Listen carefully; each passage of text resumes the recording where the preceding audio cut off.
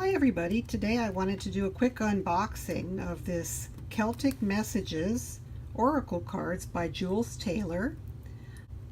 Anyway, I saw this on another video and I really liked the look of the cards, and I thought I'd try to find it and get it in. Well, it's not an easy deck to find. It's no longer in print, and I believe I did find a copy for a reasonable price on eBay.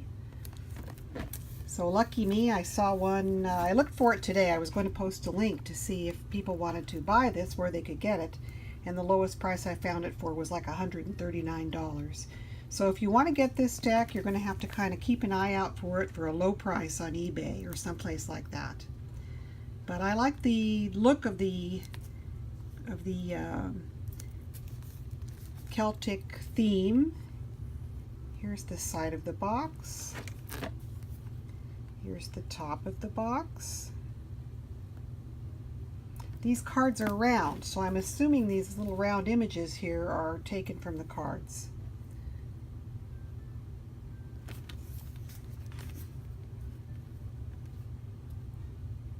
So we've got 4, 5, 6, 7, 8, 9, 10, 11, 12, 13, 14, about 19 or 20 images on the box itself, including maybe 25 including this, and there are 52 cards. So we have a 64-page guide, a coloring book, which I'm not into coloring books, but who knows, if I have some time and I'm bored to death, I may do it. 52 sacred symbol cards in a linen bag. So it's a nice sturdy hard box, cardboard box, and I had a little spot here where the wrapping was torn, so I'm going to unbox this.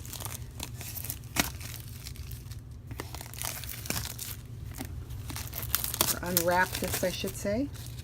This says it's produced by Cico, C-I-C-O, Cico Books, Chico, I don't know how you pronounce that. London and New York. Alright, explore your destiny, and there's little samples of the cards, what they're going to look like. This is the back of the box, or the bottom of the box. Explore your destiny and gain deeper insight into your life with these 52 evocative cards, guidebook, and coloring book. Lay out the cards for a reading, contemplate their messages, then look up their full meanings in the accompanying guidebook. Illustrated with ancient and magical symbols of Celtic lore, the cards fall into 4 suits. The helpers are deities and mythological heroes. Totems are animal guides. The places cards reveal the sacred landscapes of heart and soul, and tools show the talismans of Celtic ritual and festival. If you are inspired by the symbols you see, you can go on to create your own unique piece of Celtic art by coloring in one of the specially commissioned mandalas. From the Celtic knot to the deities of the earth and sky, the cauldron to the double spiral, Celtic Messages reveal the symbols of the Celts and shows how to harness their wisdom in your everyday life. So without much further delay, let's go ahead and unbox this set. It's got the little edges here to grab with the cutout, but my problem is my hands are not large enough to reach around and do it with one hand, and it's a little bit tricky here.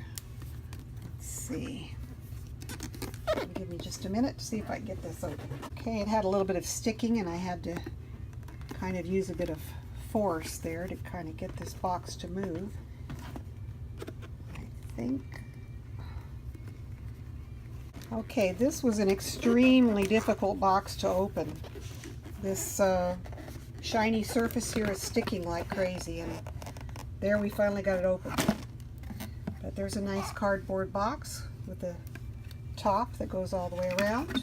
My copy that I received, luckily, is brand new and I don't see any damage to it. Inside the box, we have a nice book, Celtic Messages by Jules Taylor. Oh gosh, isn't that pretty? Look at this bag. A bag to store the cards in. It's got a little string tie here. Jute. Gosh. Nice. And here are the cards themselves. I'm thinking you could store them in the box. I mean, there's no reason why you would have to use this pouch, but you could. Either way. Now, this is cardboard, but it's very well made. This does come out, but it's not thin or flimsy. There's some cardboard underneath.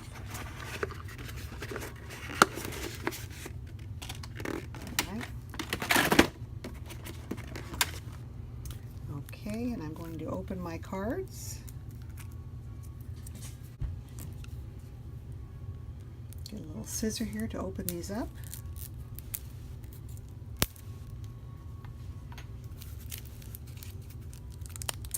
This is really fun. I don't think I've ever had a round deck. I know the Mother Piece Tarot is round.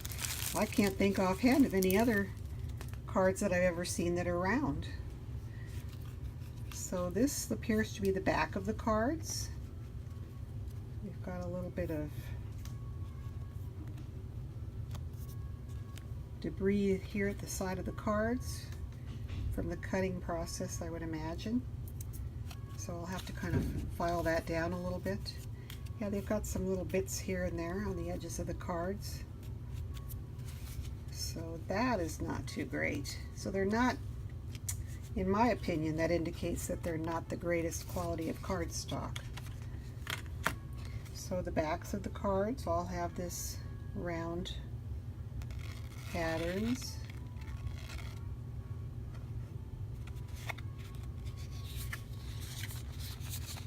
Not bad. They're semi-glossy, but they don't appear to be sticking or anything, so no problem there.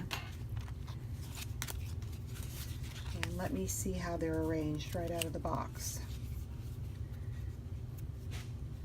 So we look like we have some sort of color coding. They mentioned that there were 4 different groups of cards. Oh, and there's something else here. Well, let me just take a quick look at the cards. So we've got some with the pinkish reddish edge, the land, these are the green cards, the places.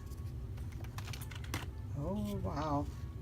Here are some blue cards, emotions, dreams, desires. Well, we're going to go through the cards in a minute.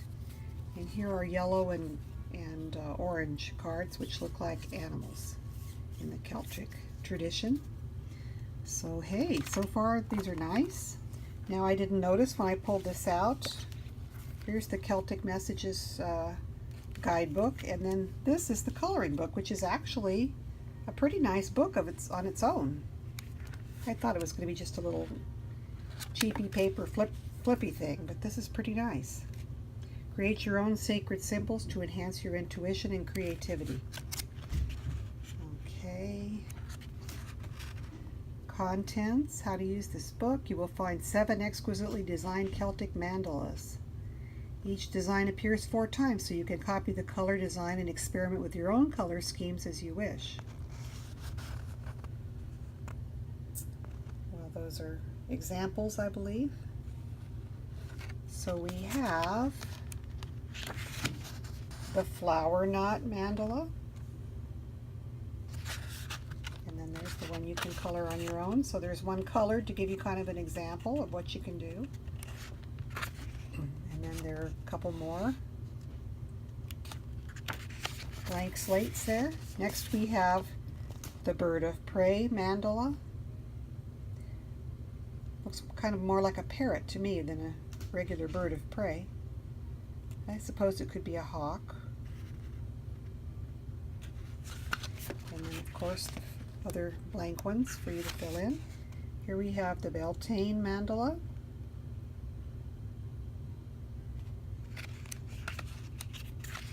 The salmon mandala. The midsummer mandala. You've got your salamanders and lizards and so forth there. The autumn equinox mandala.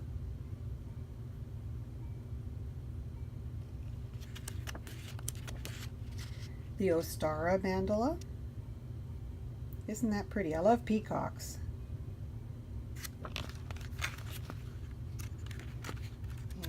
that is it. There's a sort of a tile-looking mandala. Nice. And then I got so excited about the coloring book and I didn't think I would. But here is the regular book, Celtic Messages, 52 Sacred Symbols for Everyday Living. Jules Taylor. Love the tree. Beautiful. So the suits, how to lay the cards, and then the cards. So this was published in 2007. Printed in Malaysia. So we have the introduction. We've got beautiful color pictures in this book. Another tree. A little bit about the Celts. Oh boy, I'm going to enjoy this book. Let's see, before we get into the actual cards, I'll just read you a little bit from the introduction. Many words have been used to describe our impressions of the tall, fair-haired people who lived in Northern Europe during the Iron Age. Most of these terms are positive: dynamic, colorful, vibrant, proud, powerful. Their legacy is all of these and more. The Celts lived at a time when survival depended on knowing the land and the cycle of the seasons, the times to reap and sow, the best time for breeding animals or hunting game in the wildwood, or the months when the salmon returned from the open sea to make their way upriver. Attuned as they were to the ebb and flow of nature for their survival, I believe, too, that the Celts rejoiced in life, enjoying all its riches and pleasures.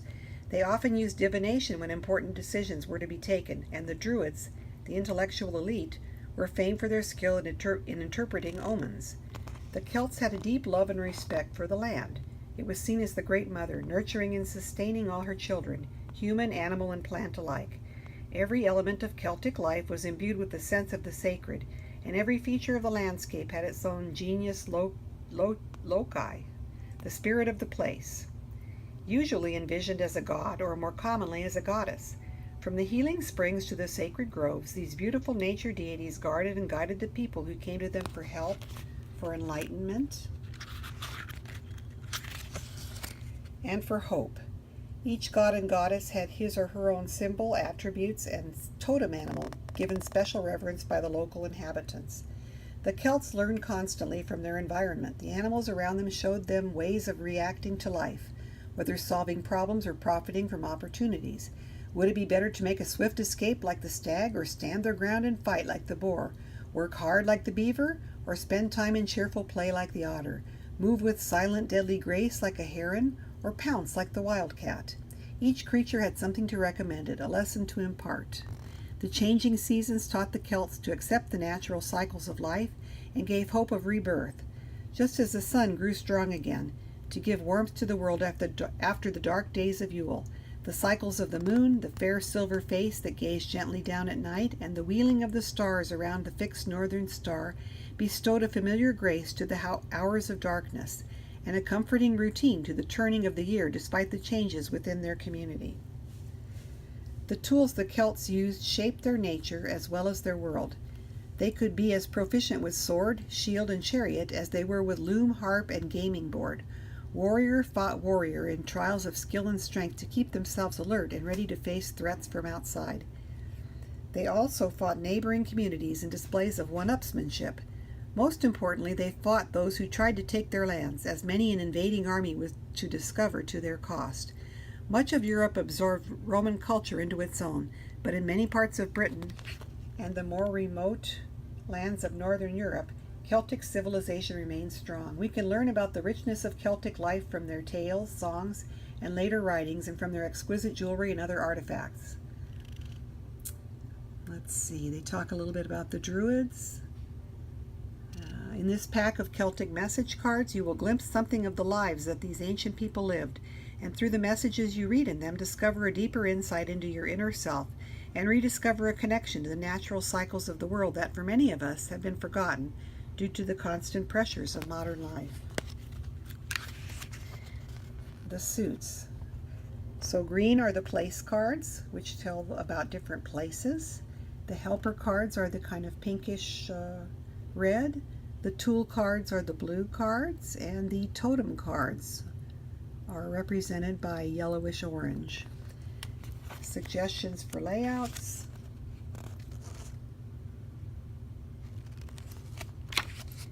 There's a triquetra layout, a mistletoe layout,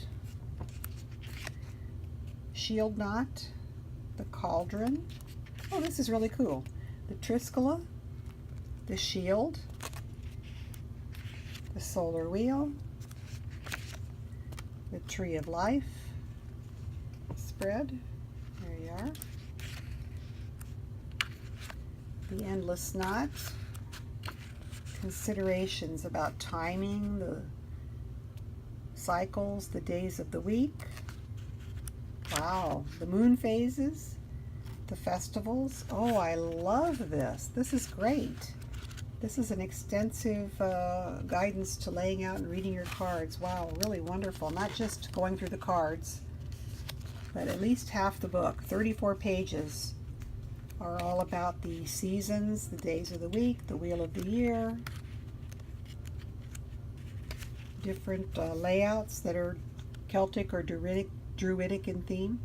And then the last half of the book goes through the cards, the individual cards. So we've got the helper, and we have small representatives of each of the cards in the book, but they're in color, and they're very easily recognizable.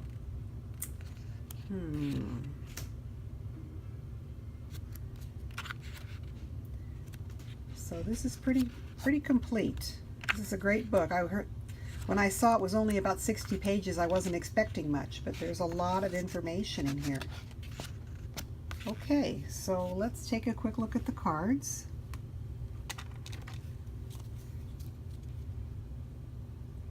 So we have the triscola,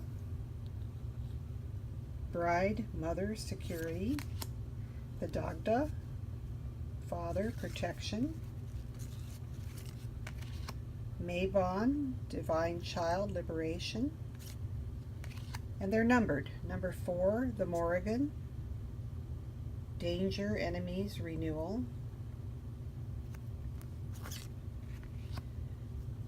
the Druid, discipline, rules, control,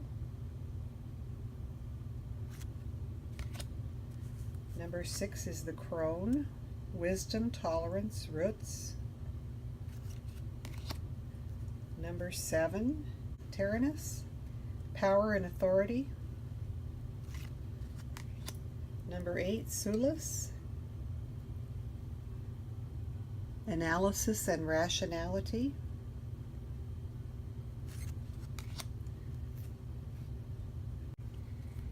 now I could see that for those who hate borders, these borders would be pretty annoying. They could have made them much smaller. We could have kept all these symbols on the back of the cards and moved this image out to the edge and just had a small border. That would have done these cards a much better justice. But I can move in so that you can see them better. So here's number 9, Hearn, dynamic, wild, chaotic. Number 10, Blaudued. Forgive me if I'm slaughtering these terms. Secrets and solitude and love. Here's Taliesin, romance and originality.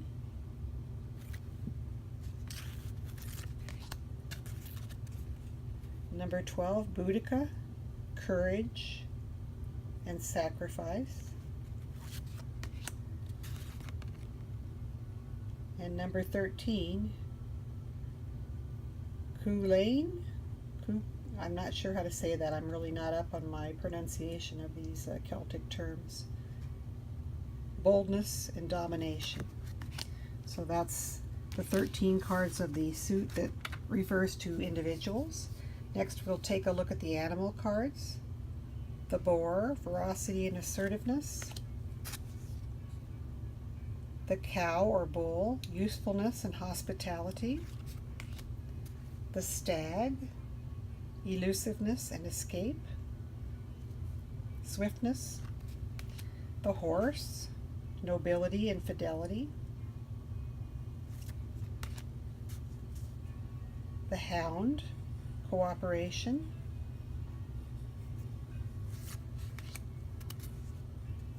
the bear, strength and staying power. I have to say I really love the artwork in this deck. It's just beautiful.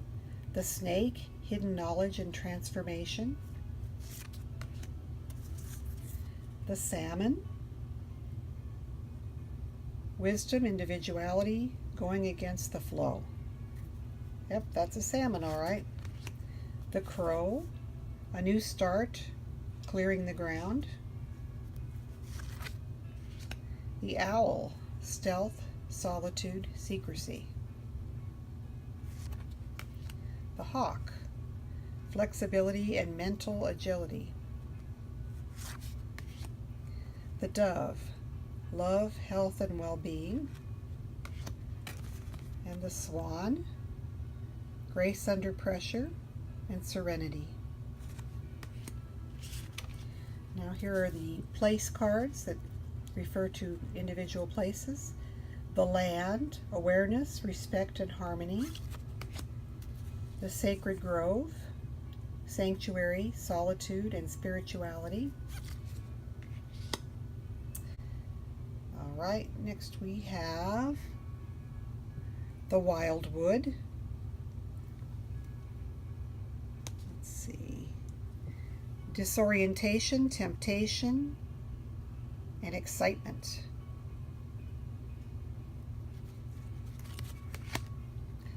The sea, travel and exploration. I don't know why, but this has some sort of a text in there. I don't know if that's a printing error. It didn't come from the card before it. Or if it was meant to be that way, I don't know. It looks like it might have been intentionally put that way because even up here on the peak of the waves, there's sort of a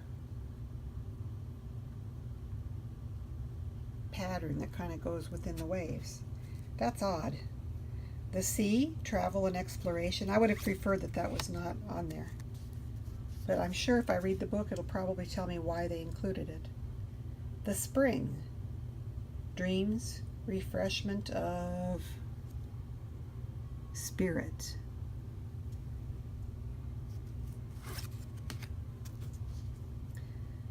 The ford, crossing boundaries, overcoming obstacles.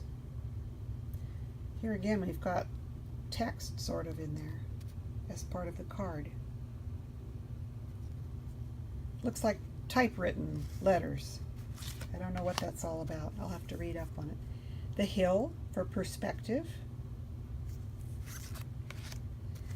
The maze, confusion, choices, life paths.